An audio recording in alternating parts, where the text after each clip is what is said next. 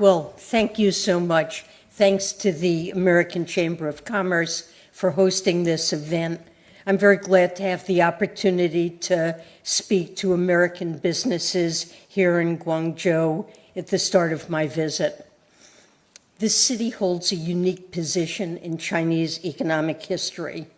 It was key to Chinese trade for centuries, and in fact, to the start of the U.S.-China trade, with the first ship from the newly independent United States docking at Guangzhou in 1784. Then Guangzhou was at the heart of the market-oriented reforms and industrial development that drove China's tremendous growth. And it was a key stop on Deng Xiaoping's 1992 Southern tour, when he renewed China's commitment to these reforms. Today, as all of you know well, Guangzhou remains the top destination for foreign investment in China, including from Fortune Global 500 companies. It's a fitting place for me to emphasize the strong economic ties between the United States and China and the benefits that these ties can bring for both the U.S. and Chinese economies. I'd also like to touch on concerns that I've heard from American businesses, which I intend to discuss with my Chinese counterparts this week. Well, let me start with the importance of the U.S.-China economic relationship. 1 year ago, I laid out our administration's approach to China, outlining 3 key objectives. The United States will pursue a healthy economic relationship with China. We will seek to cooperate with China on global challenges, and we will deploy our economic tools when needed and in a narrowly targeted manner to protect our national security and that of our allies, as well as human rights. President Biden and I firmly reject the idea that the United States should decouple from China. A full economic separation is neither practical nor desirable, as both the U.S. and China have affirmed in public statements following our high-level bilateral meetings. Indeed, America's economic strategy is centered around investing in our economic strength. Over the past 3 years, our administration's policies have helped drive an historic economic recovery and laid the foundation for long-term economic growth.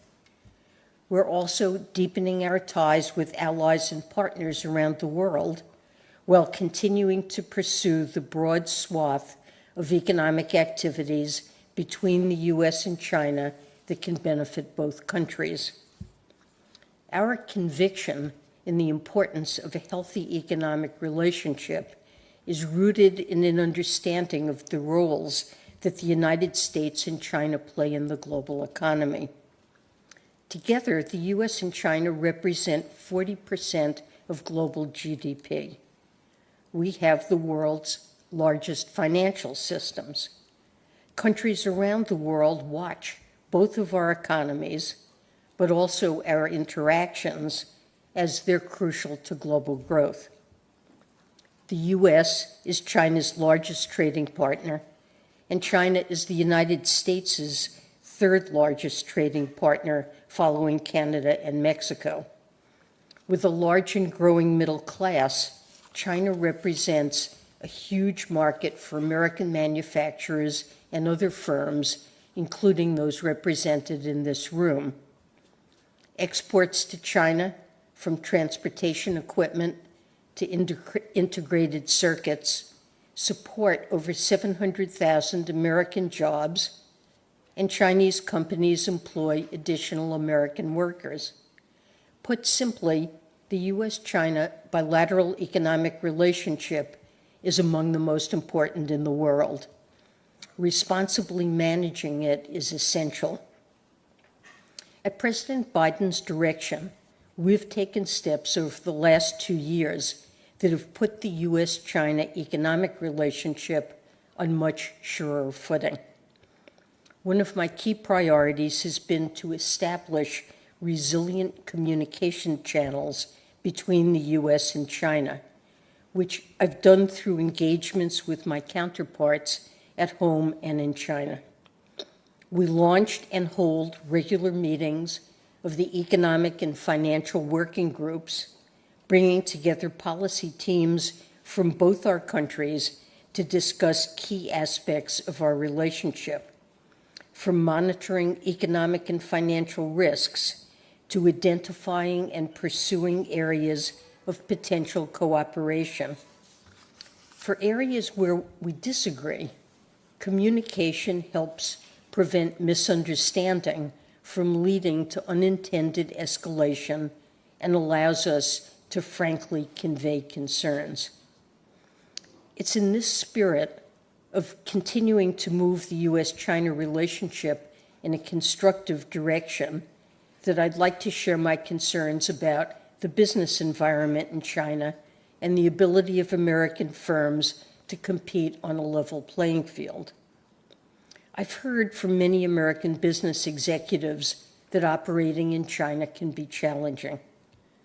I understand that the Chamber's recent survey found that 1/3 of American firms in China report experiencing unfair treatment compared to local competitors. We've seen the PRC pursue unfair economic practices, including imposing barriers to access for foreign firms and taking coercive actions against American companies. I strongly believe that this doesn't only hurt these American firms. Ending these unfair practices would benefit China by improving the business climate here, and I intend to raise these issues in meetings this week. I know that American businesses are also concerned about the impacts of China's shift away from a market approach on the U.S. and global economy. I'm especially concerned about overcapacity, which members of the Chamber identified as a concern in the Chamber's recent survey as well. Overcapacity isn't a new problem, but it is intensified, and we're seeing emerging risks in new sectors. Specifically, direct and indirect government support is currently leading to production capacity that significantly exceeds China's domestic demand, as well as what the global market can bear. I understand these policies may be driven by domestic development objectives, but overcapacity can lead to large volumes of exports at depressed prices. This can undercut the business of American firms and workers, as well as of firms around the world, including in India and Mexico. And it can lead to overconcentration of supply chains, posing a risk to global economic resilience. This will be a key topic of discussion with counterparts in the coming days. Overcapacity also poses challenges for Chinese firms and industries and can impact China's productivity and growth. I believe addressing overcapacity and, more generally, considering market-based reforms is in China's interest. As I've said before, China is too large to export its way to rapid growth. And if policies are oriented only at generating supply and not also at generating demand, global spillovers will result. China's implementation of market reforms generated one of the most significant economic success stories of our lifetimes, lifting hundreds of millions of people from poverty. There's potential for significant gains from reform now as well. Well, I see today's event as an opportunity to deepen my understanding of what's needed by hearing from you, American businesses, about the successes you've had and the challenges you face. Throughout this week, I intend to communicate our commitment to a healthy U.S.-China economic relationship I'll also raise concerns as part of further stabilizing the relationship and in order to realize greater benefits for the United States, for China, and for the global economy. The Biden administration's efforts over the past year to build a resilient foundation for the U.S.-China economic relationship have made the constructive exchanges I hope to have possible. As I said when I spoke at the U.S.-China Business Council in December, I'm convinced that the course we're charting is not just pragmatic. It will lead to building a healthy economic relationship that benefits American firms and workers.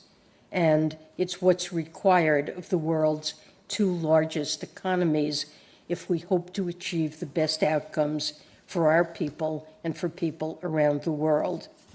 So I want to thank you for being here today, and I look forward to the discussion. Thank you.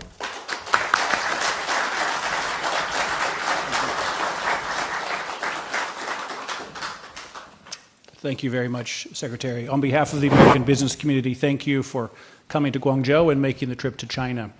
I've got sort of three questions for you here, and as you've just spoken, I may have reiterated some of them, but I'll let you put a finer point on it. But as the ambassador said, you've made two trips. So following your trip last year, the U.S. and China have resumed more intense communications. How do you see the outlook and the trajectory of the U.S.-China economic relationship at the moment, and what do you hope to get out of this trip? And I know you outlined some of that, but I'll let you underline some of that. Well, thanks so much for that question. I think it's important to start out with really the obvious. The U.S. and China, two largest economies in the world. We're deeply integrated with one another. Overall trade between our countries is now in the high hundreds of billions of dollars. As I mentioned, we trade more with China than with any countries other than Canada and Mexico. American firms have extensive operations here.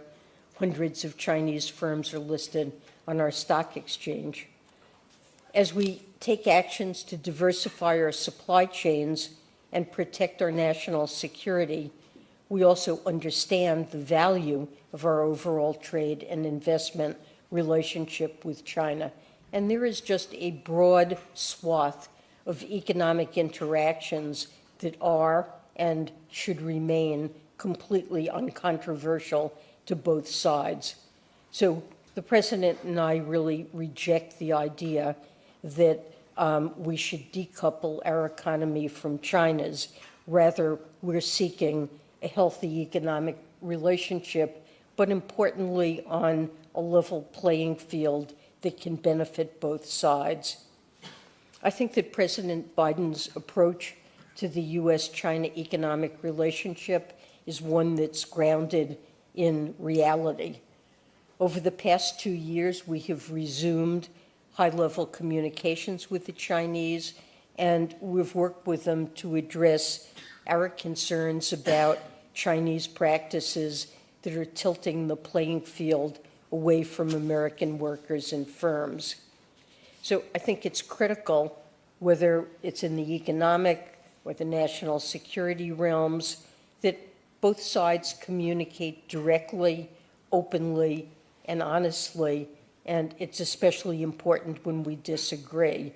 And really, that's what's been happening over the past year, and that's what's brought me for my second trip to China. So during this trip, my intention and hope is that I'll make progress on goals that I laid out for the U.S.-China economic relationship this year. First, to continue to manage the U.S.-China bilateral economic relationship so that it is a resilient one, a relationship that can withstand shocks and challenging circumstances. And second, to press for clarity on China's economic policies and raise concerns like those I mentioned on areas where we disagree, including overcapacity. And finally, I hope to accelerate our work with China on areas where our countries and many countries around the globe would benefit from our collaboration and our joint leadership. An example would be our joint efforts to combat illicit finance. So these are 3 goals, and I hope to make progress on them during this trip. Great, thank you for that. And can I dig in just a little bit more on that in terms of the areas for cooperation? So what are some areas, in addition to the one you just mentioned, that the U.S. and China can cooperate, and how open do you think that China is to that cooperation? Well, so let me say, I want to emphasize, I think it's critical that the world's 2 largest economies do communicate and cooperate on major economic, financial, and environmental issues facing the globe. And we need to do so even if we have various bilateral differences. It's in our own interests, and it's what the world expects and requires of us. So there are several areas where I believe we can and already have made progress. First, it's important our 2 countries can and are closely cooperating on economic and financial issues that have global repercussions. Economic developments in our respective countries can quickly cascade around the world.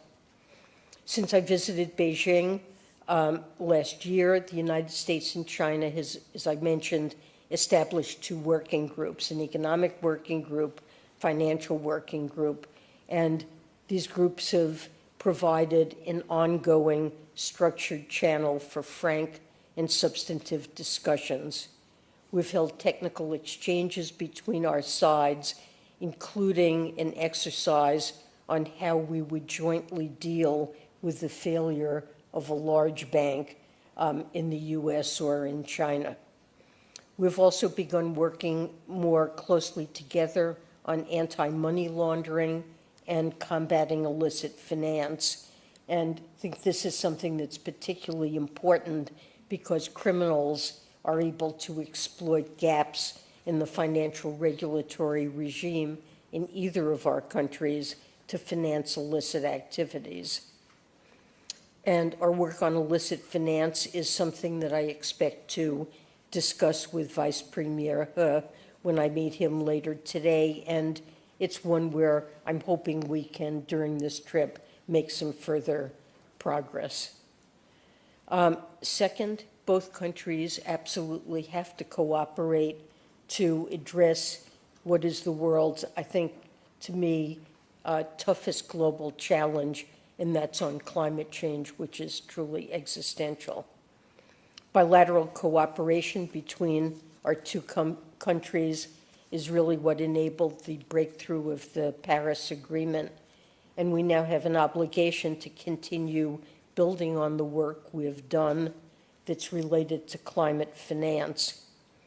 Treasury and the People's Bank of China have, for several years now, been successfully co-chairing the G20 Sustainable Finance Working Group, and I think there's scope for greater collaboration on climate finance.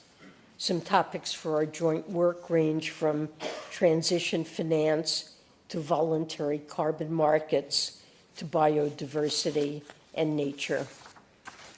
And finally, I would mention sovereign debt issues, which many countries around the world, unfortunately, are dealing with as an area that we've been working on now for over a year with China and will continue to work jointly to try to address.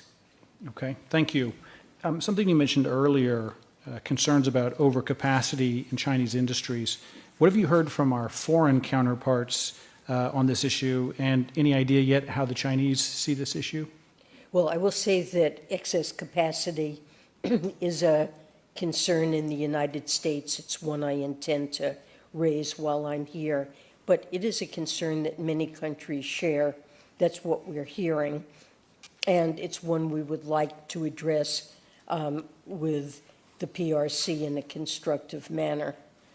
Concerns about overcapacity from a range of advanced and developing countries, not something that's new. In October of 2023, the EU launched an investigation into subsidies for Chinese EV exports to Europe. In industries like steel, countries like Mexico were forced to put up tariffs to try to contend with spillovers from Chinese overcapacity.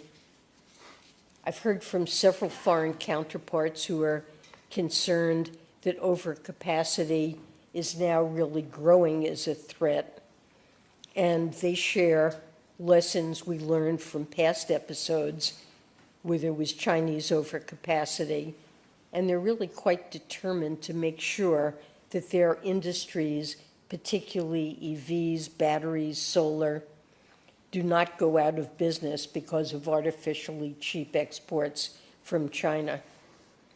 And I guess I'd like to underscore that our concern with overcapacity, this is not anti-China policy. It's an effort for us to mitigate the risks from the inevitable global economic dislocation that will result if China doesn't adjust its policies.